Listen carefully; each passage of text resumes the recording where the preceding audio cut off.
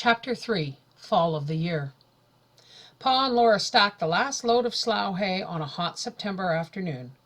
Pa intended to mow another patch the next day, but in the morning rain was falling. For 3 days and nights rain fell steadily, slow, weepy rain, running down the window panes and pattering on the roof. "Well, we must expect it," Ma said. "It's the equinoctial storm." Yes, Pa agreed, but uneasily. "There's a weather change, all right. A fellow can feel it in his bones." Next morning the shanty was cold. The window panes were almost covered with frost, and all outdoors was white. "My goodness," Ma said, shivering while she laid kindling in the stove.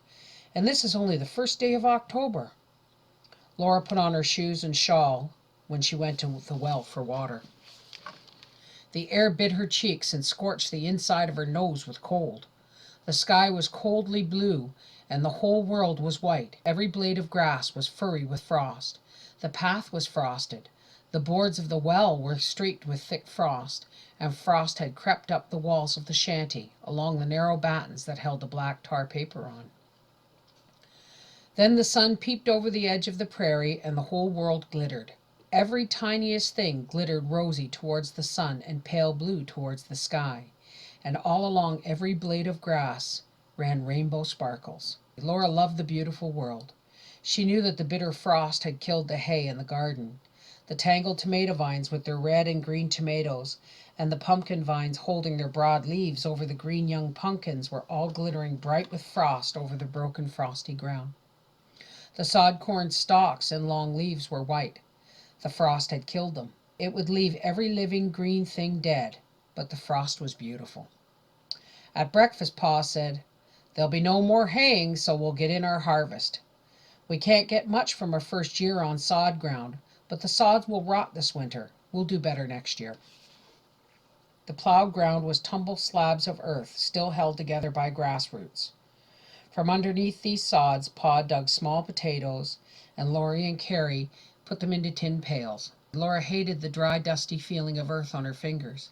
It sent shivers up her backbone. But that couldn't be helped. Someone must pick up the potatoes. She and Carrie trudged back and forth with their pails till they had filled 5 sacks full of potatoes. That was all the potatoes there were. "A lot of digging for a few potatoes," said Pa, "but 5 bushels are better than none, and we can piece out with the beans." He pulled the dead bean vines and stacked them to dry. The sun was high now, all the frost was gone, and the wind was blowing cool over the brownish and purple fawn-colored prairie. Ma and Laura picked tomatoes. The vines were wilted down, soft and blackening, so they picked even the smallest green tomatoes. There were enough ripe tomatoes to make almost a gallon of preserves. "What are you going to do with the green ones?" Laura asked, and Ma answered, "Wait and see." She washed them carefully without peeling them. She sliced them and then cooked them with salt, pepper, vinegar, and spices. "That's almost 2 quarts of green tomato pickle. Even if it's only our first garden on the sod and nothing would grow well, these pickles will be a treat with baked beans this winter," Ma gloated. "And almost a gallon of sweet preserves," Mary added. 5 bushels of potatoes," said Laura, rubbing her hands on her apron because they remembered the horrid dusty feeling. "And turnips, lots of turnips," Carrie cried. Carrie loved to eat raw turnips. Pa laughed. "When I get those beans threshed and winnowed and sacked, there'll be pretty near a bushel of beans. When I get those few hills of corn cut, husked, and stored down the cellar in a teacup, we'll have quite a harvest." Laura knew that it was a very small harvest, but the hay and corn would winter the horses and the cow through till spring, and with 5 bushels of potatoes and nearly a bushel of beans and Pa's hunting, they could all live. "I must cut that corn tomorrow," Pa said.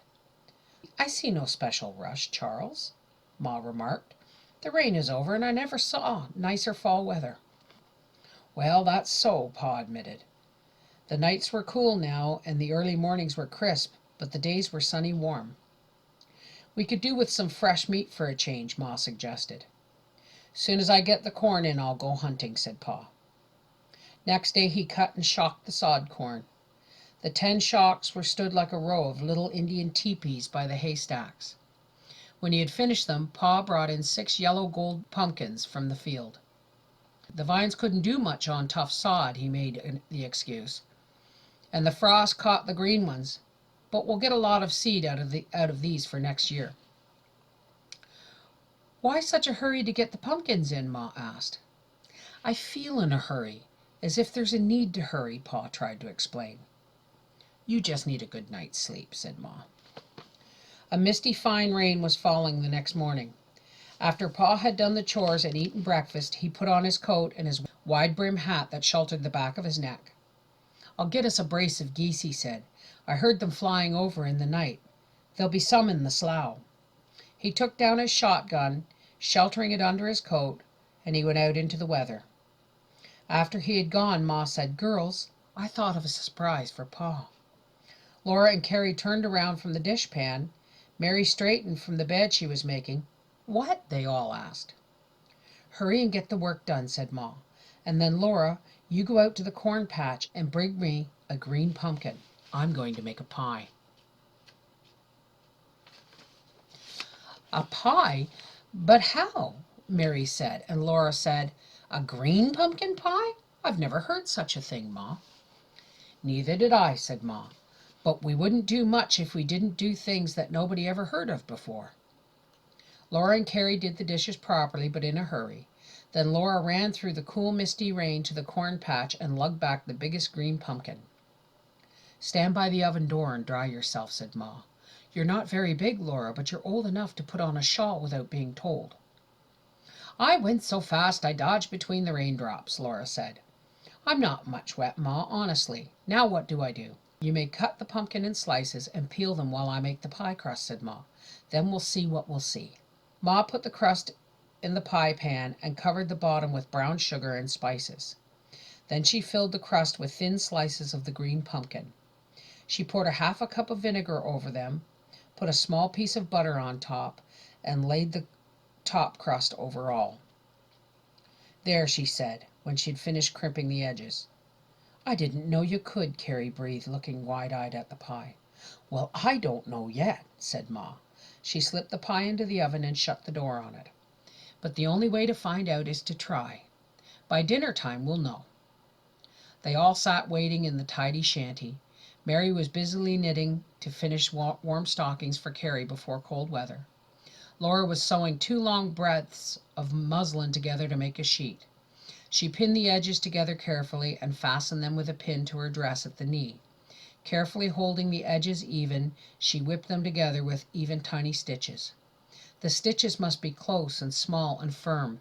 They must be deep enough, but not too deep, for the sheet must lie smooth, with not the tiniest ridge down its middle. And all the stitches must be so exactly alike that you could not tell them apart, because that was the way to sew. Mary had liked such work, but now she was blind and could not do it. Sewing made Laura feel like flying to pieces. She wanted to scream. The back of her neck ached, and the thread twisted and knotted. She had to pick out almost as many stitches as she put in. Blankets are wide enough to cover a bed, she said fretfully. Why can't sheets be made wide enough? Because sheets are muslin, said Mary, and muslin isn't wide enough for a sheet. The eye of Laura's needle slipped through a tiny hole in her thimble and ran into her finger. She shut her mouth hard and did not say a word. But the pie was baking beautifully. When Ma laid down the shirt she was making for Pa and opened the oven, the rich smell of baking pie came out. Carrie and Grace stopped to look in while Ma turned the pie so that it would brown evenly. It's doing nicely, said Ma. Oh, won't Pa be surprised, cried Carrie. Just before dinner time, Ma took the pie from the oven. It was a beautiful pie. They kept dinner waiting until almost 1 o'clock, but Pa did not come. When he was hunting, he paid no attention to meal times. So at last they ate dinner. The pie must wait until supper time, when Pa could come with the fat geese to roast for tomorrow. All afternoon the slow rain fell steadily. When Laura went to the well for water, the sky was low and gray. Far over the prairie the brown grasses were sodden with rain, and the tall slough grass stood dripping, bent a little under the steady pressure of the falling rain. Laura hurried back from the well. She did not like to look at the outdoors when all the grass was weeping. Pa did not come home until supper time. He came empty-handed except for his gun. He did not speak or smile, and his eyes were wide open and still. "What is wrong, Charles?" Ma asked quickly. He took off his wet coat and his dripping hat and hung them up before he answered. "That is what I'd like to know. Something's queer. Not a goose nor a duck on the lake. None in the slough. Not one in sight. They're all flying high above the clouds, flying fast. I could hear them calling. Caroline, every kind of bird is going south as fast and as high as it can fly. All of them going south. And no other kind of game is out. Every living thing that runs or swims is hidden away somewhere. I never saw a country so empty and still." "Never mind," said Ma cheerfully. "Supper's ready. You sit close by the fire, Charles, and dry yourself. I'll move the table up. Seems to me it's growing chilly." It was growing chilly. The cold crept under the table, crawling up from Laura's bare feet to her bare knees under her skirts. But supper was warm and good, and in the lamplight all the faces were shining with the secret of the surprise for Pa. Pa did not notice them. He ate hungrily, but he did not notice what he ate. He said again, "It's queer. Not a duck or a goose coming down to rest."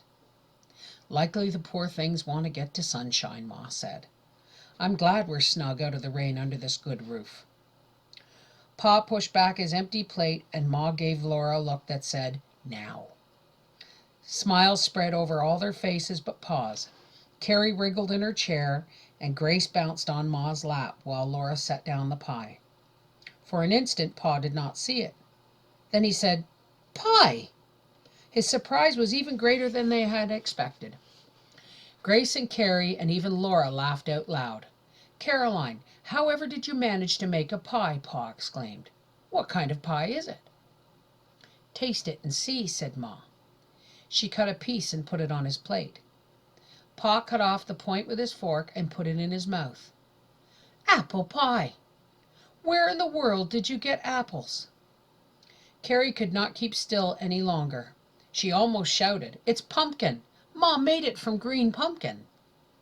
Pa took another bite and tasted it carefully. "Well, I'd have never guessed. Ma could always beat the nation at cooking." Ma said nothing, but a little flush came up in her cheeks, and her eyes kept on smiling while they all ate that delicious pie. They ate slowly, taking small bites of the sweet spiciness to make it last as long as they could. That was such a happy supper that Laura wanted it never to end. When she was in bed with Mary and Carrie, she stayed awake to keep on being happy. She was so sleepily comfortable and cozy. The rain on the roof was a pleasant sound. A splash of water on her face dimly surprised her. She was sure it could not be rain, for the roof was overhead. She snuggled closer to Mary, and everything slid away into dark, warm sleep.